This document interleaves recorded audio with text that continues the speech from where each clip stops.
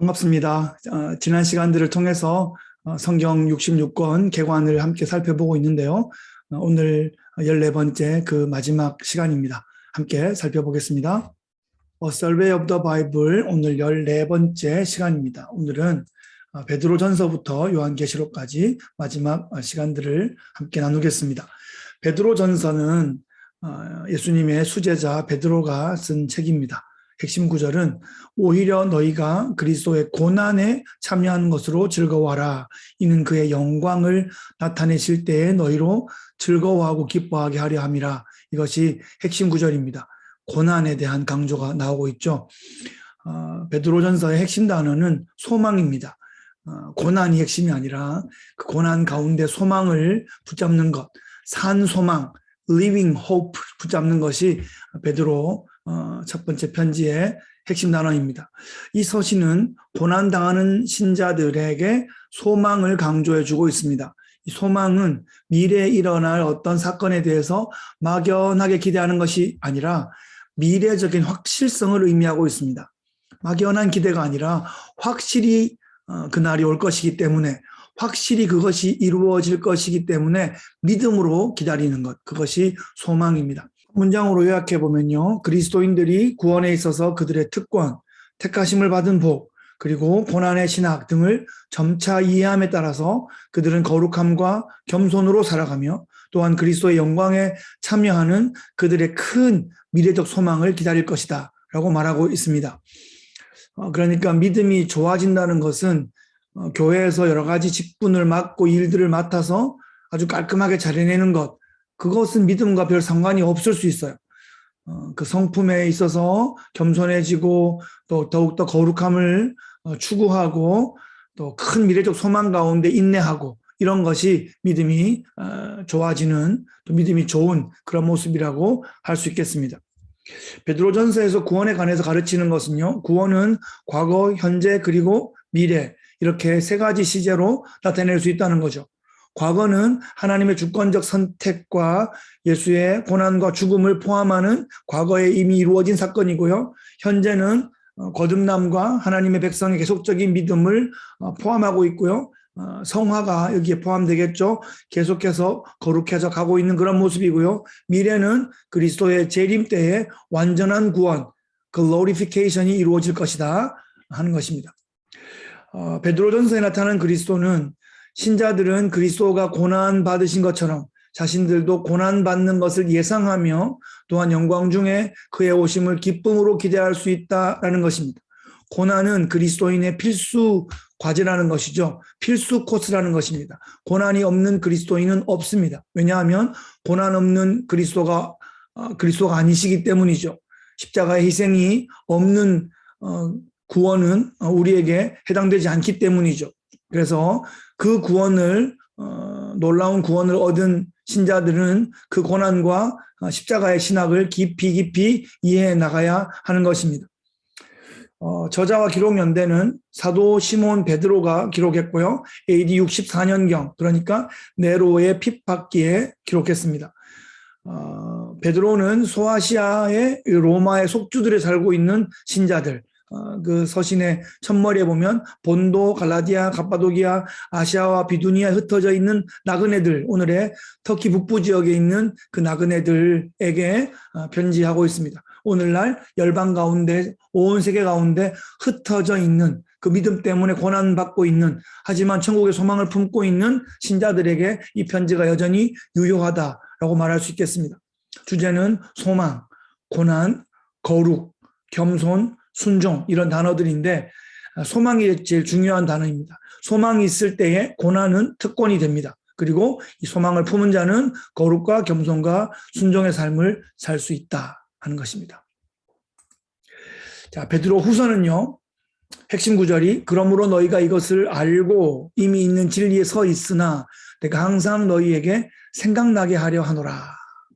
자, 성도들이 진리에 서 있어요. 그것을 베드로가 알고 있어요. 그런데 이것을 다시 한번 되새겨주고 다시 remind and recall 해줘야 될 필요성이 있다. 그만큼 상황이 급박해졌다는 거죠. 또 베드로 후서가 아마 자신의 마지막 편지이기 때문에 핍박이 점점 심해질 때 자신이 곧 순교할 것을 직감하고 있기 때문에 마치 바울이 디모데 후서를 유언처럼 썼던 것처럼 베드로도 베드로 후서를 자신의 유언처럼 가장 남기고 싶은 급박한 말을 쓰고 있다. 이렇게 이해할 수 있겠어요.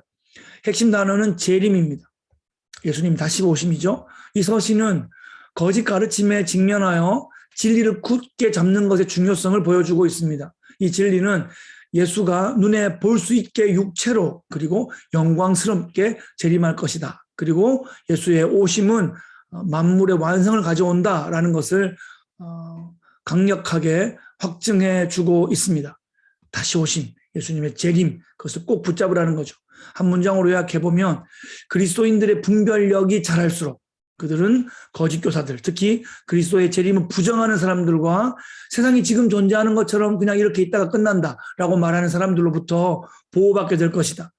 그러니까 이런 거짓 교사들은 점점 더 마지막에 다가올수록 자신들의 영향력을 더 발휘하려 할 것인데 분별력이 점점 더 자라서 우리가 그것들을 잘 분별해내고 믿음과 그 진리 가운데 굳게 서야 한다라는 것이죠. 베드로 후서에 나타나는 그리스도는 시간과 공간 속에 사셨고 죽으셨고 또한 다시 살아나시기 위해서 다시 오실 것이고요. 예수님의 초림은 그렇게 재림을 준비하는 그런 예언과 그런 선포를 이미 다 그때 하셨던 것이죠. 사람이 교묘하게 만든 이야기가 아니라는 것입니다. 베드로는 친히 그리스도의 영광을 목격하고 하나님의 음성을 들었던 목격자로서 예수님에 대한 아주 강력한 그런 변호와 또 예수님이 다시 오심에 대한 강력한 선포를 하고 있습니다. 베드로후서의 기록 목적은요.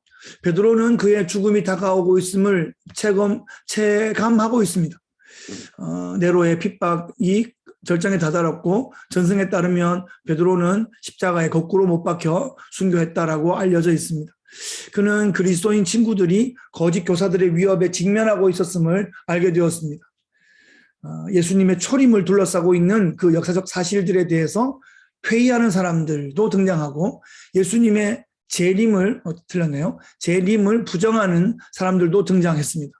예수 사건의 목격자인 베드로는 죽기 전에 예수님의 초림과 재림의 실제성을 확증하기 위해서 그리고 너희의 진실한 마음을 일깨워 생각나게 하기 위해서 이 편지를 기록하기로 마음먹었습니다. 주제는요, 선택, 그죠? 우리를 선택하신 것이고요.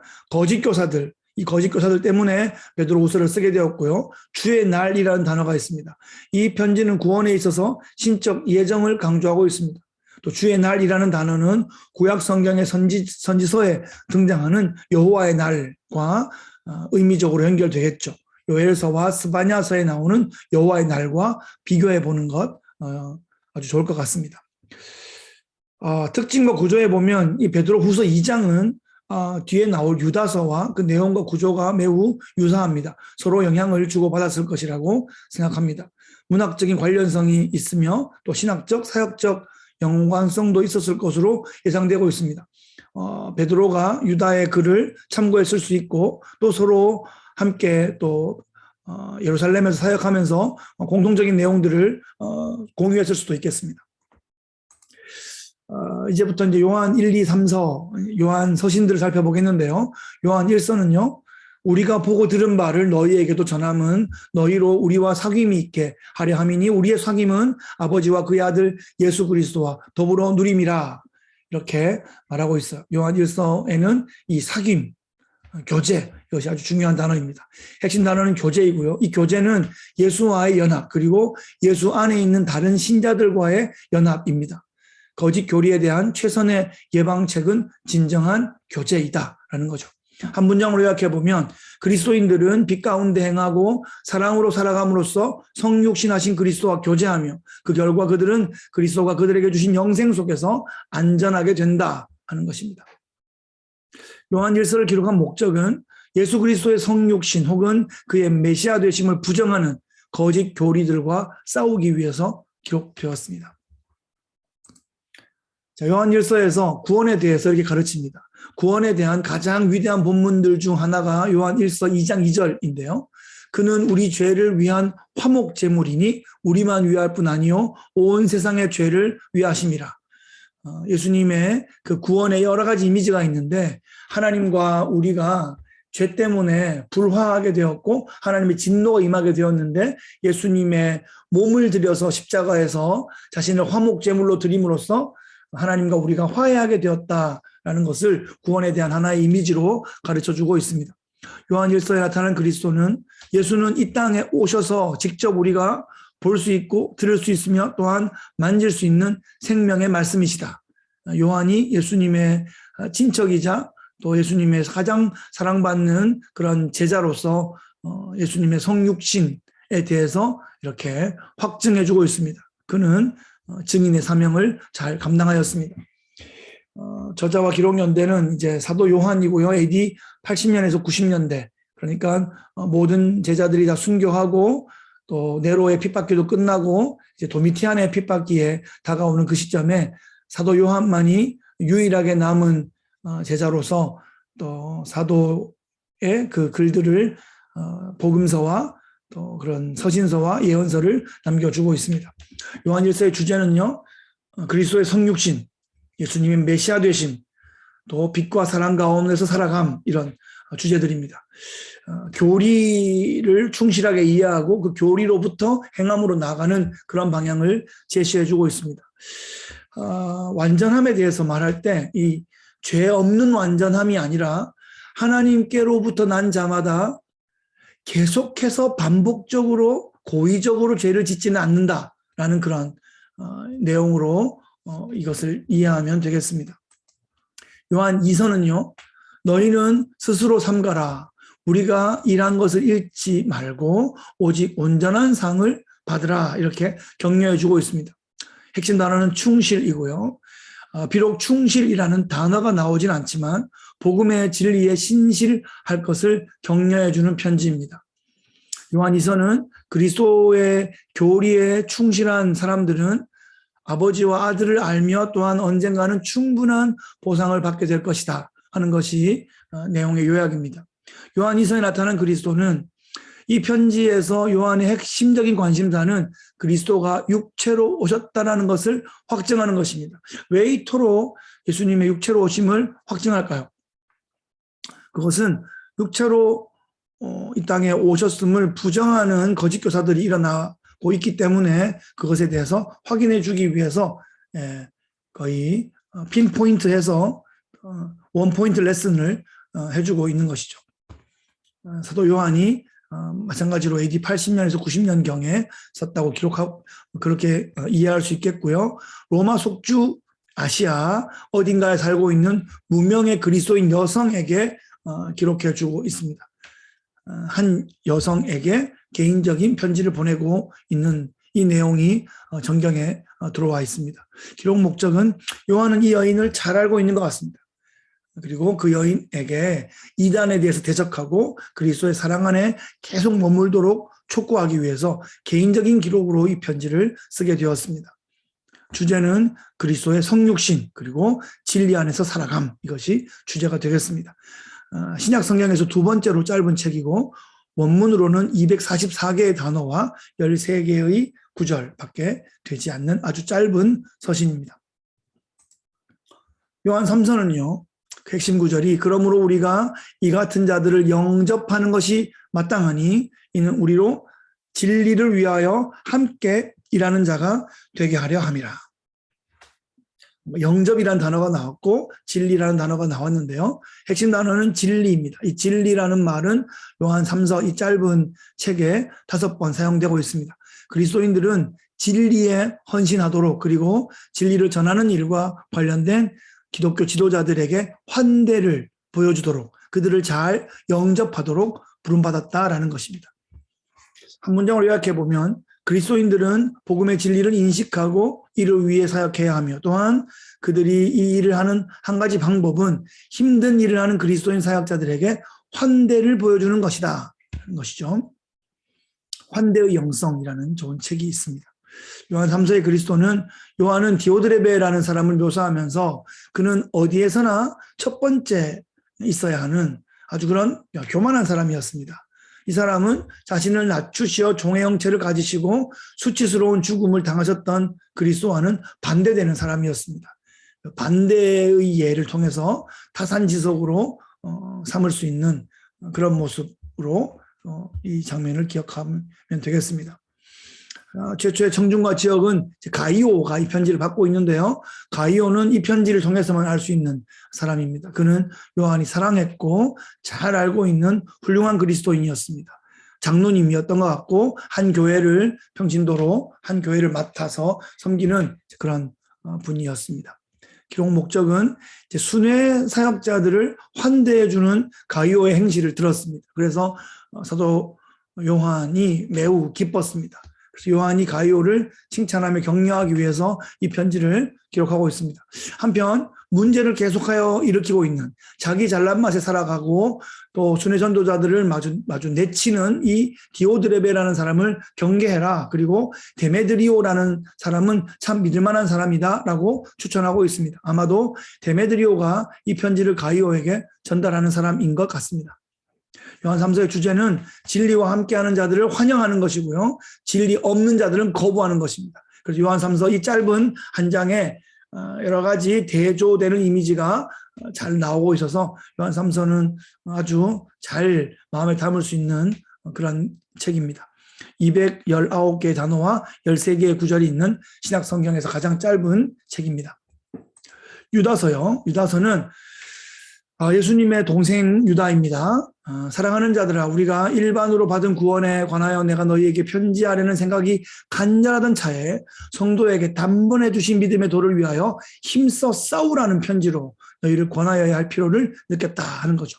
힘써 싸우라, 이것이 주제가 될 것입니다. 핵심 단어는 투쟁이고요. 이 편지는 그리스도인들이 영적 전쟁을 하는 군사들임을 상기시켜 주고 있습니다. 한 문장으로 요약해보면 그리스도인들은 거짓 가르침과 거짓 교사들에 대해 믿음을 변호해야 하며 또한 동시에 그들은 그리스도 안에서 그들 자신의 믿음을 세워가야 한다라는 것입니다. 목적은요, 유다는 자신들이 죄 용서를 받았고 하나님의 은혜 아래 있기 때문에 죄에서 자유롭다, 이렇게 그리스도인들을 설득하려는 거짓 교사들을 정죄하기 위해 기록되었습니다. 이미 다 용서받았다, 하나님의 은혜 아래 있기 때문에 죄에서 자유롭다, 이것은 나중에 무율법주의 이단으로 빠져버릴 수 있습니다. 우리가 죄 용서를 받았고 은혜 받았다고 해서 죄로부터 완전히 자유로운 것이 아닙니다. 예수님도 주기도문을 가르쳐 주실 때 죄에 빠지지 않도록, 시험에 빠지지 않도록 악에서 구해달라는 그런 기도를 해야 하고, 또 서로에게 죄 용서해 주라고, 서로 발을 씻어 주라고 예수님께서 말씀하셨던 것을 기억합니다. 유다서에 나타난 그리스도는요, 유다는 예수께서 그를 따르는 자들에게 상급을 주실 날을 기대합니다. 그는 현재적 관점에서 바라보면서 예수를 위하여 지키심을 받는 신자들에 대해서 말하고 있습니다. 그는 영생이 예수의 긍휼, 불쌍히 여기심에 근거했다는 것을 알고 있습니다. 유다는 AD 60년대에 기록했다고 학자들이 평가하고 있고요. 이 저자는 예수의 형제요, 야고보의 형제입니다. 다른 형제들처럼 예수님을 믿지 않고 조롱하다가 부활 이후에 예수님을 믿게 되었습니다. 유다서의 주제는 믿음을 위해서 투쟁하는 것입니다. 경건하지 않은 것들을 분별하여 거부하는 것입니다. 분명히 신앙생활에 이런 면이 있습니다. 따뜻하고 행복하고 좋은 면이 있는 것이 아니라 싸워야 되는 면이 분명히 있는 것입니다. 우리 한 나라를 볼 때도 그렇게 교육부도 있고 무슨 문화체육부도 있고 이런 부도 있지만 국방부가 있는 거죠. 치안을 담당하는, 안보를 담당하는 부서가 있는 것처럼 믿음을 위해 투쟁해야 되는 이런 면이 분명히 있습니다. 아까 말씀드렸듯이 베드로후서 2장과 내용이 비슷한 특징이 있습니다. 자, 대망의 마지막 책입니다. 요한계시록입니다. 요한계시록 핵심 구절은요, 볼지어다 그가 구름을 타고 오시리라. 각 사람의 눈이 그를 보겠고 그를 찌른 자들도 볼 것이요 땅에 있는 모든 족속이 그로 말미암아 애곡하리니 그러하리라. 아멘. 네, 구름 타고 오시리라 하는 말씀을 문자 그대로 봐서 하늘에 구름이, 이상한 구름이 있으면 저거 타고 오시는가, 꼭 그렇게 봐야 되는 건 아닌 것 같습니다. 요한계시록은 성경의 66권 중에 66번째 책으로서 그 앞에 있는 65권의 책들의 모든 내용의 종합판이자 결정판이라고 할 수 있습니다. 그래서 요한계시록에 나오는 다양한 그 내용과 이미지들은 구약 성경에 나오는 많은 어떤 사건과 예표들을 다시 이렇게 이어가고 확증해주는 그런 면이 있습니다. 이 구름은 다니엘서에 나오는 그 인자가 타고 온 그 구름을 의미한다고도 볼 수 있고요. 그래서 요한계시록을 잘 이해하려면 구약을 잘 이해해야지 요한계시록을 잘 이해할 수 있습니다. 그냥 딴 거는 전혀 안 보고 요한계시록만 계속 이렇게 파는 사람들은 이단에 빠지기가 쉽고 오해하기가 너무 쉬운 그런 책입니다. 그래서 성경을 순서대로 잘 보면서 모든 내용들의 이해가 잘 되었을 때 요한계시록에서 이렇게 꽃이 확 피고 열매가 확 맺어가는 그런 가장 영광스러운 피날레로 요한계시록을 이해할 수 있게 될 것입니다. 요한계시록 핵심 단어는 예언인데요. 이 책은 신약 성경에서 유일하게 본질적으로 예언서입니다. 한 문장을 요약해 보면 역사의 주이신 예수는 이 땅에 다시 오셔서 모든 악과 그에게 반대하는 모든 것들을 멸하시고 하나님 나라가 영광스러운 완성에 이르게 하실 것이다. 예, 정말 영화에도 마지막이 있고요. 어떤 역사에도 마지막이 있고요. 한 개인의 삶에도 마지막이 있는 것처럼 이 성경책도 66권의 마지막이 이렇게 요한계시록이 있잖아요.